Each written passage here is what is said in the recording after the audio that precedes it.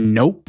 So a few people have been asking me to cover the GTA Vice City mod that puts GTA Vice City remastered inside GTA 4's game engine. And I didn't talk about it originally because bringing attention to it would just mean that when Take-Two eventually take it down, it would of course be YouTubers' fault, rather than the hundreds of unlicensed songs and assets in the game being the reason that Take-Two actually removed it. But we'll talk about that later. But to get you up to speed, this was a mod that put GTA Vice City in the game engine of GTA 4, and it was supposed to be launching on the 25th of January, and of course, it didn't happen. Now, whilst I think it's really cool, and it's incredible that the team and the community have come together to do this, it is also intellectual property theft, no matter how you look at it. And I don't just mean these assets were stolen from Rockstar, I mean from every artist or musician that has music in Vice City, from every third-party asset that was used in Vice City and was licensed by Rockstar. I think what confuses me more than anything is,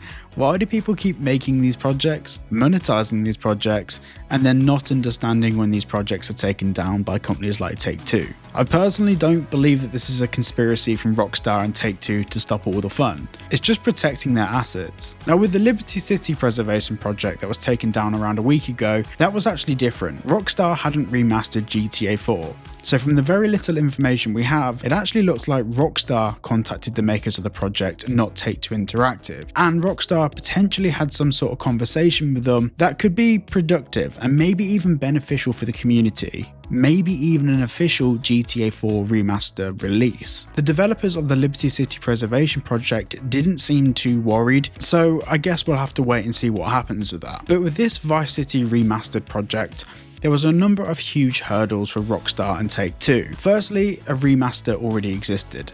Albeit it's not perfect, but it does exist. Secondly, we have this development team that actually worked on this new Vice City project, but they're based in Russia from what I can tell, which would immediately make it impossible for Rockstar to collaborate with them even if they wanted to, due to current sanctions in place. But also the project was being directly monetized, so not only do we have the obvious licensing issues, but we also have a viable case for losses to Rockstar and Take-Two as a result of this. I think having the project being taken down is the least of the worries that we need to consider in the context of this, as it could get a lot worse. Now, I don't think that we can confidently talk about the ethics of whether this project was okay or not, and I know it's the cool trend to hate on Rockstar for reasons that we made up in our own heads. But to bring it back to basics, if you made a game and spent money on it, and someone ripped all of your assets and redistributed it at a fraction of the cost, you'd also want it to be closed down too. Just because Rockstar's a big developer doesn't really change the scenario in any way. Now, I originally didn't plan on covering this topic, as when Rockstar took down the Liberty Preservation project,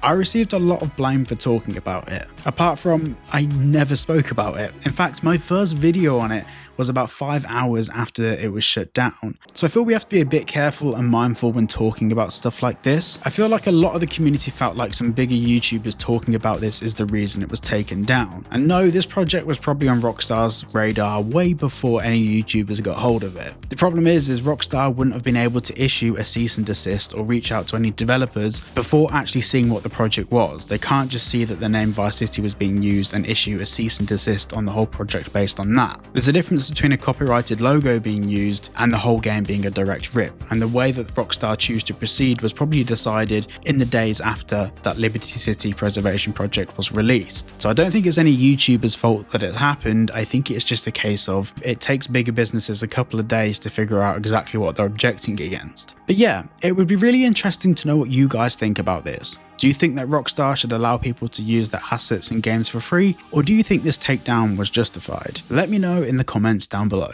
Thank you so much for watching today's video. If you did enjoy, like and subscribe, and I'll see you all in the next one.